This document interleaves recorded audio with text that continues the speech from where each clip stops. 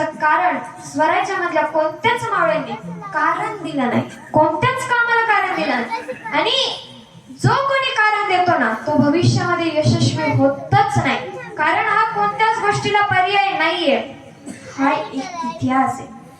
आणि मग काय, अंबिराव मोहिते म्हणले आणतो की, ते नाही म्हणले की अरे पावसाळा हिवाळा जातो असं आमचं पीक येत असं.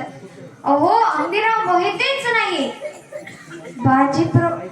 तानाजी मालुसरे अहो निमंत्रणाची पत्रिका द्यायला आले शिवरायांजवळ. शिवराय काळजीमध्ये दिसावत विचारलं काय, अहो कोंढाणा जिंकायला जायचंय, कशी योजना करावं आठवतंय.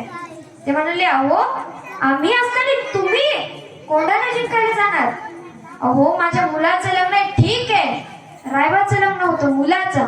ते म्हणले जाऊ द्या, परंतु आधी लगीन कोंढाण्याचं मग रायबाचं.